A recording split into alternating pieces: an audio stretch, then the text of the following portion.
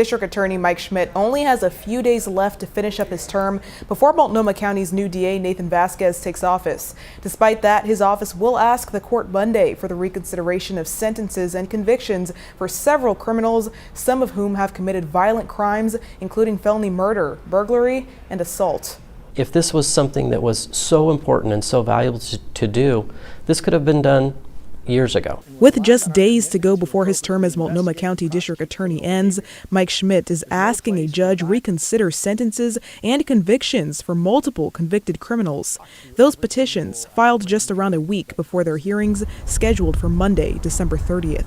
This is clearly, I think, underhanded. Total lack of transparency. Those two men are retired prosecutors who prosecuted two of the individuals going before the court Monday. Chuck French prosecuted Shane Eberts, who as a teenager was part of a group responsible for beating two men in the head with a baseball bat. David Clark's family went through a great deal of distress over this. He was in intensive care for weeks.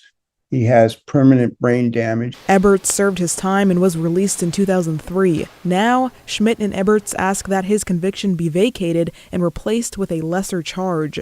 Both victims are referenced in the petition and say they are against the removal. In other words, it will make it seem like that never happened. And I think that's particularly hurtful to victims when they have kind of lifelong lasting impacts. DA-elect Nathan Vasquez says he's not supportive of Schmidt's move. He and the prosecutors are also concerned the DA's office did not follow the rules of Senate Bill 819, which allows for the reconsideration of convictions and sentences. It does say that victims need to get appropriate notice, and that means notice about the actual petition that's being filed. But Eliza Kaplan, the attorney for some of the defendants, wrote in a statement that for the cases she's covering, original applications were submitted in 2023, and all victims and families were contacted when available. Vasquez and the former prosecutors also note these were not low-level crimes, with some of them even being for felony murder and burglary.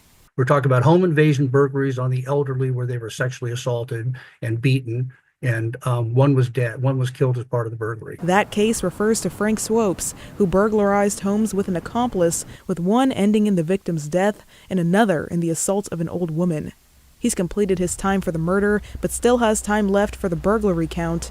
If resentenced, he would be released. I just don't think Mr. Schmidt has a good grasp of these kinds of crimes. He never handled them. Vasquez and the prosecutors say the issue isn't with SB 819, but with Schmidt's execution of this process. I understand the law that allows someone to reconsider their sentence. It's the transparency problem and the ethics, of government officials.